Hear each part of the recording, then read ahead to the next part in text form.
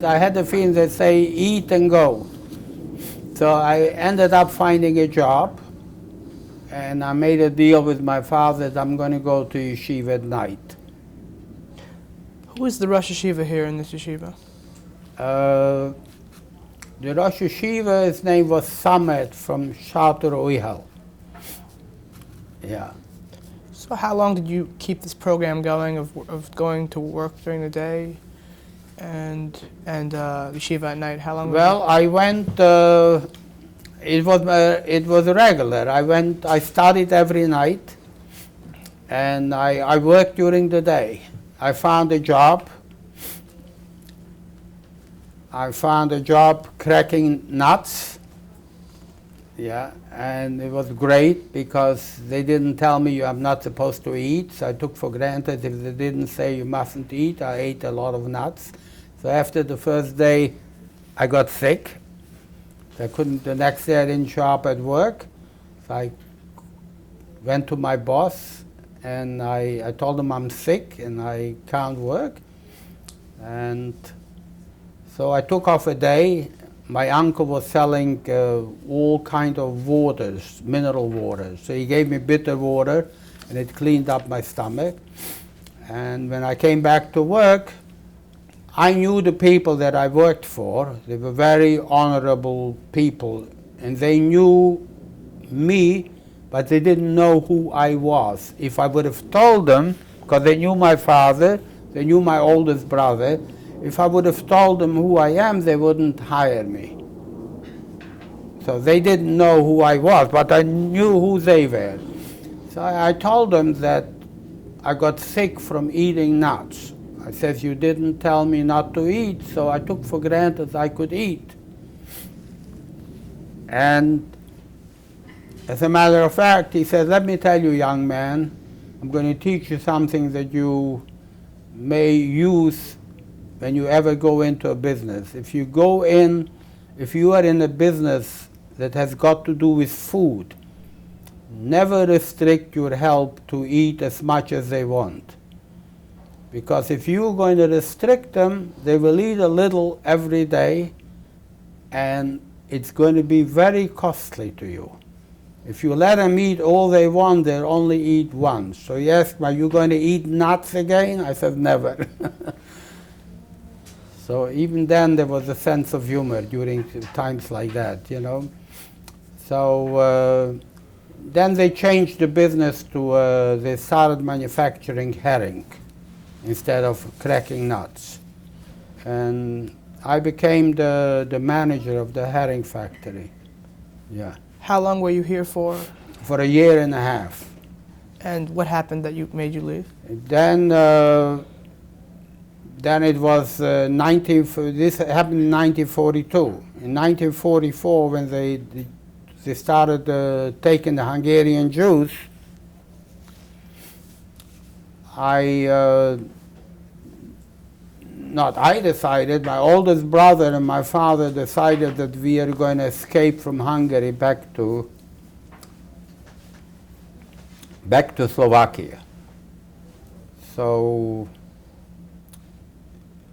we made plans to escape. So when it was Pesach, the last day of Pesach, we met in my sister's house. And the decision was that I'm going to go with my oldest brother, and we see if we can find a hiding place in Slovakia. And if we find a place, we will come back or send smugglers to bring him back to Slovakia. But this never happened because we crossed the border, and by the time we came back, a few days later, they were rounded up in Hungary.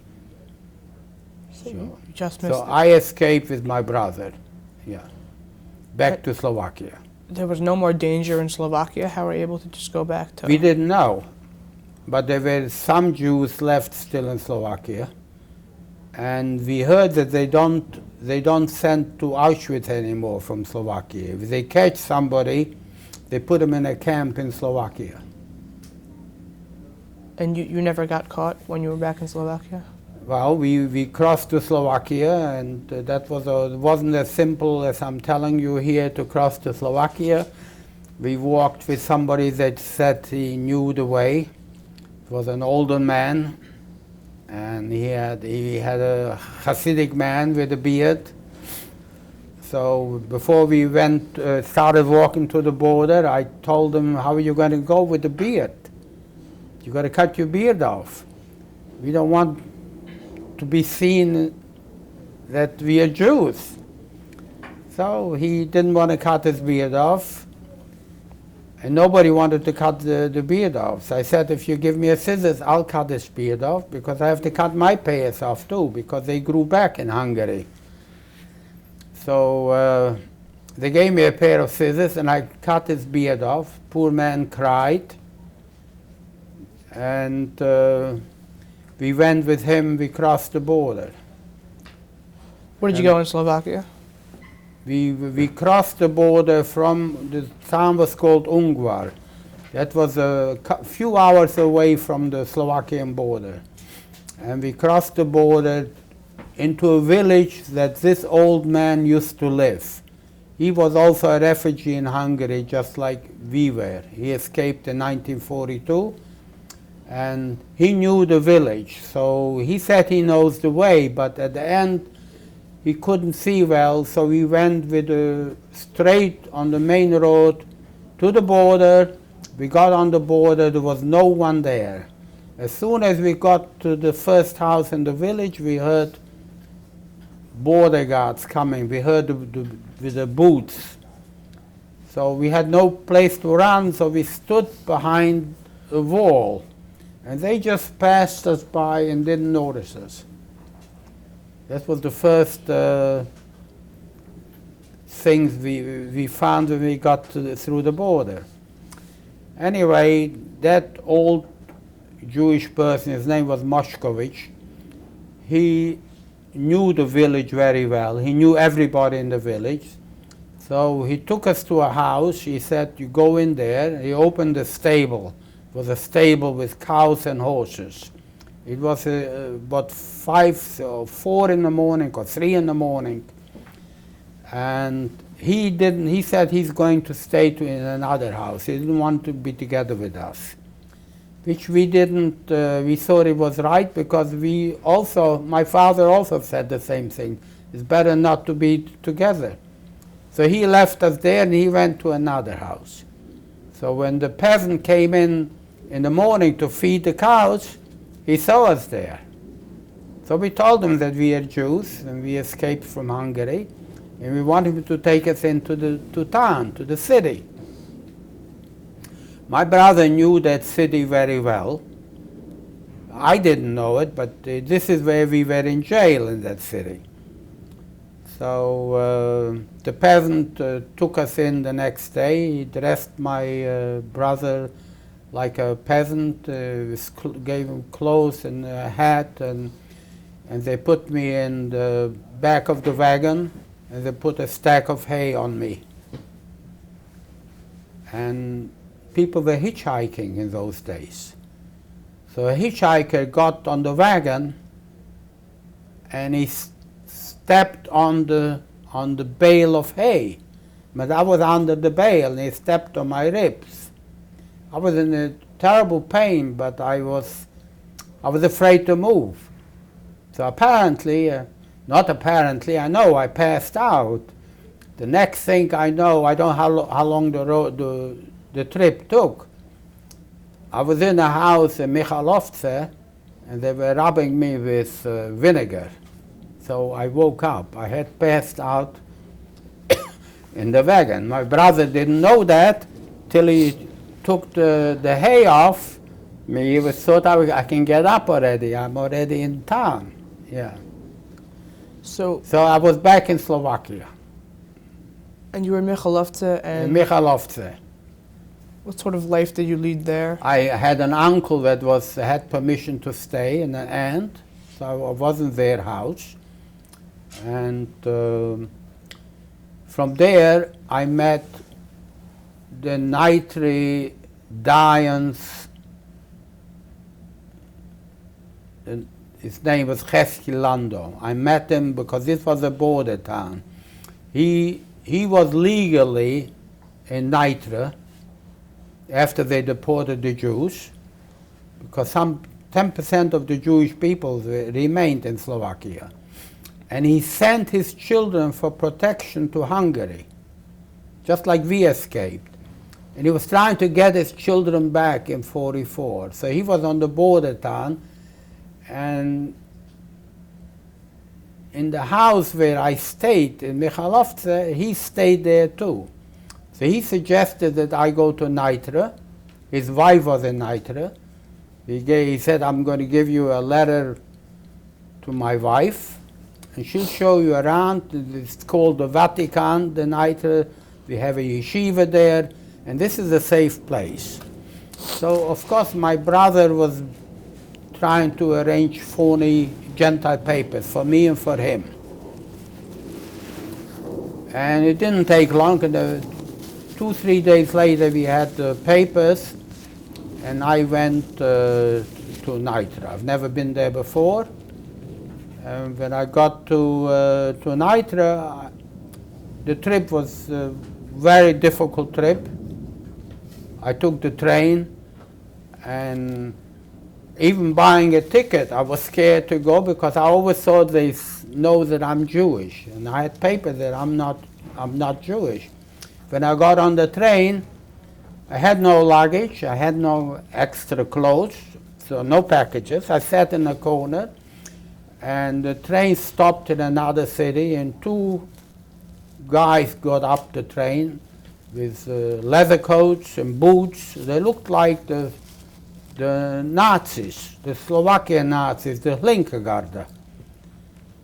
So they sat next to me, and the only thing I thought of, they came to pick me up. Why I thought this way, I don't know, but that's what it was. So all the way to Nitra, they were sitting, they had a briefcase with papers, they were shoveling papers, and they had all kinds of medals, Slovakian fascist medals that they had on their colors. And when I got to Nitra, I thought I have to try to run away from them. Anyway, we separated after getting off the train. And when I came to Nitra, I went to Mrs. Lando. I had a map because I didn't want to ask anybody how to get to the Jewish area, to the Jewish quarter. So when I got to Nitra, I came into the yeshiva, and in the restaurant, I walk in, and these 2 guys are in that restaurant. So I asked people who they are. They said they're Jewish boys. They're living as Gentiles. So I walked over to them, and I told them what they did to me. I almost passed out on the train. They happened to have been my cousins, which I didn't recognize. Okay, we're going to switch now.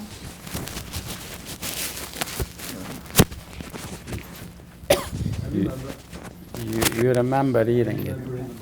Yeah. Yeah. So, I mean, it is an unbelievable thing. It really is. How many times you were in danger and were saved? It's just amazing. Whose camera here last? Is it all the way like this? It's always like that on the side? This is a little bit more. Fine. So See how he's start on here this for side? him. We're here. Yeah, we're going to. Yeah, I'm gonna get there. Yeah, this is- yeah, Can I this can I is ask a what we question do. about the cousins though? I want to ask. Like, Oh, I'm sorry. No, it wasn't like that before. It shows the shoulder. The end of the shoulder. Could we get you anything to No, it wasn't drink? like that. there's water No. here if you Like want. this? No, thank you. It was more to the side. I think. It wasn't like that. It wasn't like before. It was like this? No, a little bit more. Like that. Not that.